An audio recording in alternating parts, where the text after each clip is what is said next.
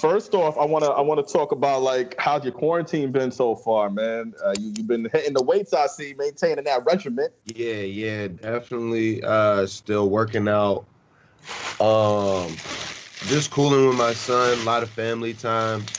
A lot of time like interacting with the fans and stuff like that. I got a studio in my backyard, so I'm able to record features and do things for other artists as well. So I'm still working. I'm still, what I mean, maintaining pretty much just the same shit, just staying away from people really. Oh man, and that's been working out for you well, man. Like I love the EP, Saga Wiz Khalifa, man. Got some dope production on that. Mustard, Hitmaker, Da Doman, man. Talk about that crop of producers that you got this time around. What made you decide to go that route? A lot of these producers I've been working with for a minute. I just never really got the chance to put the music out. I kind of moved around my team at Atlantic. Shout out to everybody on Atlantic, from Julie, Marsha, Kaiser, Craig. You know what I'm saying? Everybody, anybody on the radio side. But I switched over and started working with Mike Karen and Edgar and a couple different A&R. Shout out to my A&R Riggs. And this was more of the direction that I was wanting to go in when I sat down and told them, like, these are the type of beats that I want to work with. These are the producers that I want to work with. These are relationships with people that I wanna, you know what I'm saying, show off. So, you know what I mean? It was a collective putting the whole project together, the whole album together. And that's why to me it's more than the EP, it's a real album, just because of everybody involved with it and how we put the whole thing together. And the process of making it was good and the product came out real good. I mean, it's dope that you say that, man. One of my favorite tracks, shout out to Dr. Dre. You and Hitmaker teamed up for Still Wiz, flip the Still DRE. Yeah, talk about that track and even just Dre, man, with 420 just passing, the Chronic hitting streaming, man. You decided to flip that track. I was on the way to Dubai one morning, and I hit up Hitmaker because he's really good at flipping, classics and bringing them up to date till now. And to me, that's one of his like really, really special abilities, is to have an ear for, classics from our generation and then make them now. So when I wanted to flip Still Dre, it being such a West Coast classic, I went to him and we made the song. Shout out to Derek Milano for writing the hook. They sent that back to me in like 20 minutes. It didn't take time at all. And I was able to, write the verses and kind of personalize it and make it mine. And, Dr. Dre cleared it, Jay-Z cleared it, Scott Storch cleared it, Mailman cleared it. And that's another thing when I say, as far as the process goes, that makes it more special than just an EP. Having all of them legends, bless that song and allow me to, drop it. I got to make sure that, it goes super duper far. And you guys definitely hit the note on that, man. And speaking of Hitmaker, man, it's crazy to me just how TikTok and everything works, man. Right. Something new came out 2017, fire record, and it just regained momentum with the challenge and everything, man. Who do you think had the best challenge? I know you and Bash got involved, but who do you think had the best challenge? Well, I think I would have to say the best challenge, of course, is the originator. Something Cam, I forget what his screen name was, but the originator, the first person to actually do it, he had the best one because he sparked everybody, showed them how to move to it. I think my favorite ones are definitely like the hospital ones, the jail ones, Sierra, J-Lo, and the one with the badass kid. The badass kid, all right. Yeah, shout out to the badass kid. I think Bron in the family, that was probably my favorite. LeBron and them too. Shout out to LeBron and them. I can't forget LeBron. That's my man. There you go, man. What about the Kush Up Challenge? If you could give me your starting five for the Kush Up All-Star team. I just saw Trippie Redd smoke 8 blunts at once on Quarantine Radio. Who we going with, man? My All-Star Kush Up team will have to be Currency, Snoop, Be Real, Smoke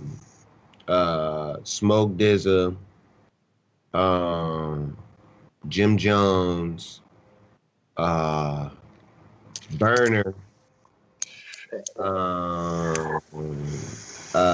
Sosa Man.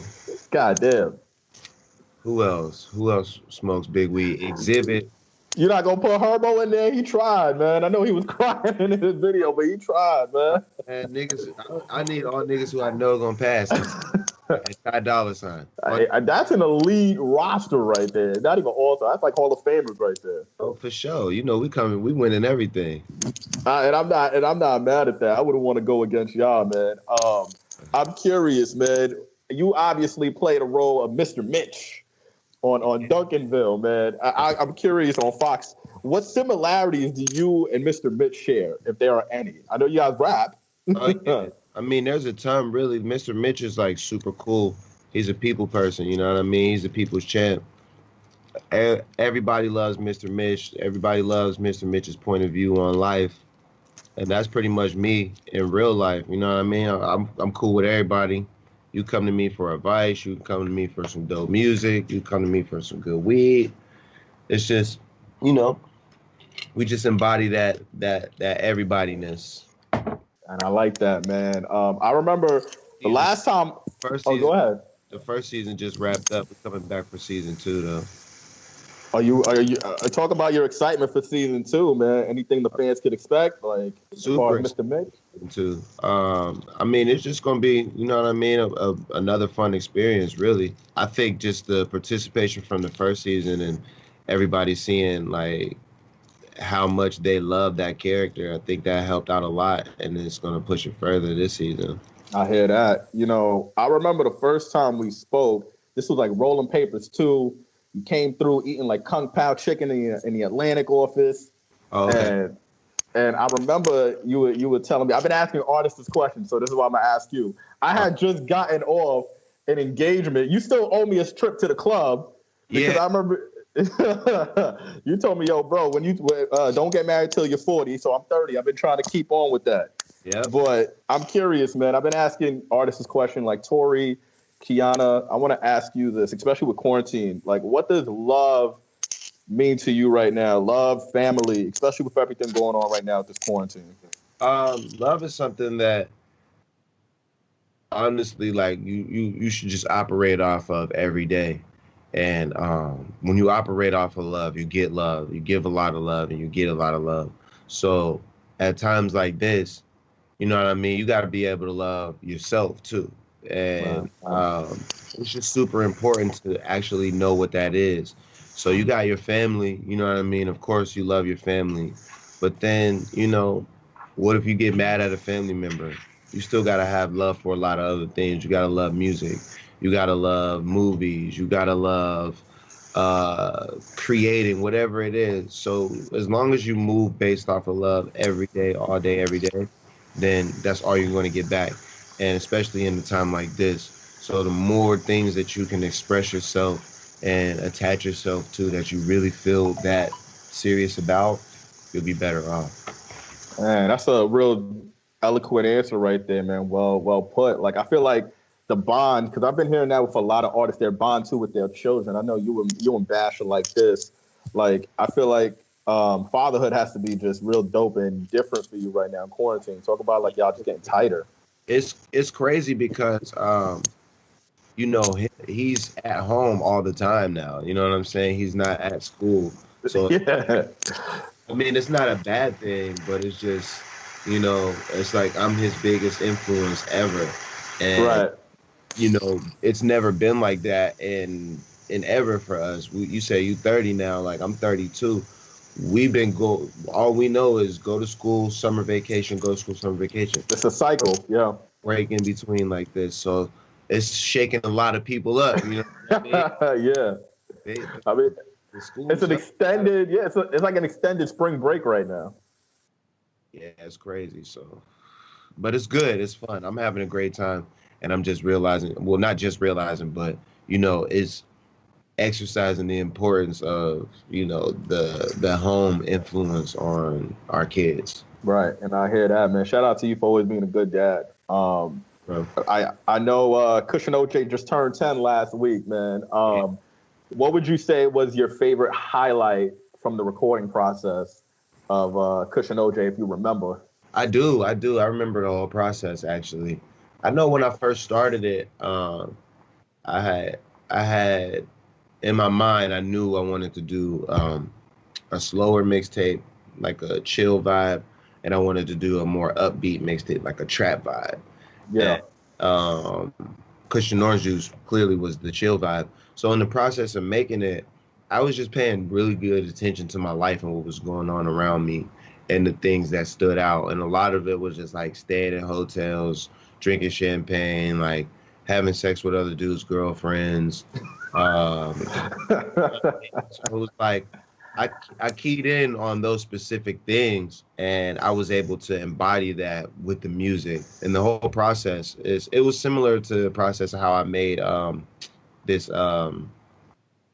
the saga of Wiz Khalifa. You know what I mean? Mm-hmm.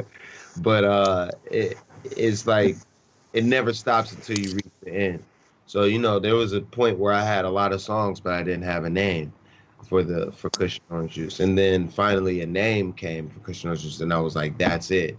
And then pretty much the lifestyle started to, revolve around the name of Kush and Orange Juice. Then there was the promotion process because I was on the road. I was using the internet at the time to promote the mixtape, and it was like, I'm doing shows, I'm gonna be in your city, but I'm also dropping this tape. And then it was the actual dropping of the tape where I went live, you know what I mean? And I smoked like a half an ounce in my hotel and drank mimosas with the fans and shit like that. This is 10 years ago before niggas. Yeah. Shit. So, yeah.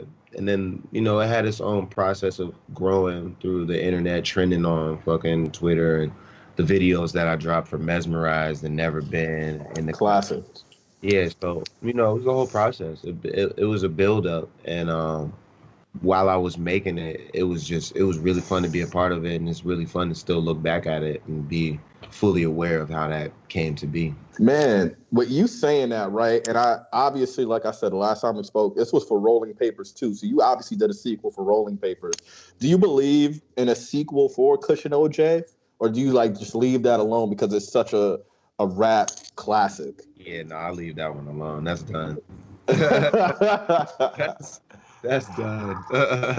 Because I'm sure the fans probably would, especially with the vinyls coming out now and everything. I'm sure the fans are probably hitting you up yo, we need one more. I think generally people would love another one, but there's no part 2 to that. Yeah. Yeah, sadly. I'm not mad at that, man. Sometimes, listen, you can't come with a sequel. You just gotta leave the first one alone and just rock out. There's no part 2 to that one. Listen, man, before I let you go, another track that I wanted to touch on. I feel like a challenge is gonna come for this song, the Why You Mad record, mm-hmm. with you, Megan, and Ty. Yeah. First off, I already know what you and Ty could do, but talk about the friendship you have with Megan and just her place right now in the rap game, especially for a female rapper. Yeah, Megan's super dope, man. I have a lot of respect for her just for how she lives her life. She's a really fun girl. She about all the shit that she talks about. So don't nobody ever get that twisted. She's about everything that she talks about. She really live that shit. And she's a G. She's a really intelligent girl. And I think our relationship kicked off because, of course, I had a mutual respect for her, rapping and her look and how she presents herself. But then when I got to know her, I got to see how really smart she is and how intelligent about music she is. She knows all types of music. She knows old school. She knows my era of weed, cool rap and shit like that. She knows Max B. She knows Dipset. She knows everything. You know what I mean? So for me to see that in any artist, especially a new artist, I'm going to gravitate towards them. And then it's a woman.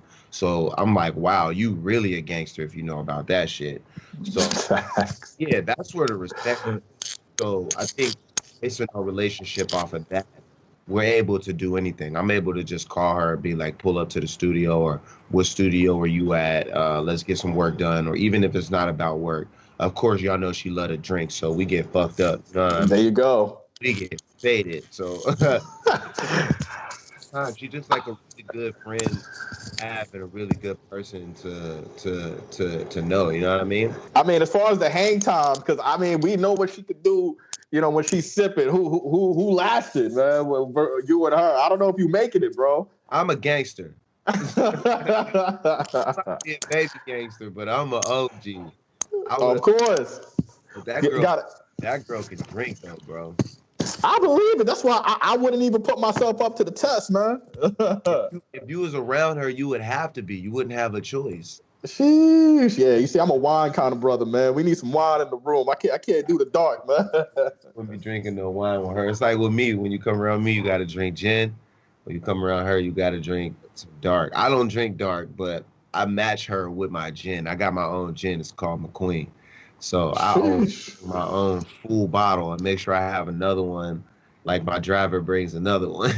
Oh, so you ready to play? There we go. You got the setup all down and everything, man. Nah, she'll test your gangster for sure. That's dope. Wiz, before I let you go, man, because I did bring up the Megan record, the Still Wiz record, with us being in quarantine, man, like, and you just being so dope with the music videos, have you thought about how you're going to try to maybe come out with another video? Because I know you did Contact with Tyga. Is there a way you're going to try to? Is doing really well right now. Honestly, I'm just going to wait until everything is back to normal. I feel like the industry is going to be one of the first things to like get back up and running. So I'm going to wait to give fans the full experience. Like, to me, these songs are bangers, and I work so hard, pause, and long to get all of these out that they deserve the full experience. You know what I mean? So I'm not going to let the circumstances rush me to make moves that I wasn't originally planning on making. I'm going to still make dope moves. They just going to, you know what I mean, be at the appropriate time. That's what I like hearing, man. I got to clap that one up because everybody, they just dropping for the sake of dropping, and then that's it. Nah, my fans don't deserve that. Like, y'all, I got so many people who want me to win, and this is the next phase in my career, and it has to be treated really, really specially. I mean, it's not a, you know what I mean, rocket science. I just know what to do, and it's all about time, and it's about the people. And as soon as y'all want another video, y'all will tell me to, like, Wiz, give us a video. But until then, there's no point in rushing anything just for the sake of it. That's dope. My man, Wiz Khalifa, man, I appreciate you taking the time out to talk to Billboard, man. You continue to stay safe out there, my brother. Shout out to you, Wiz, and thank you again. I appreciate it, man. Stay safe. Be safe. You stay safe too, all right? You too. Thank you, man. Peace.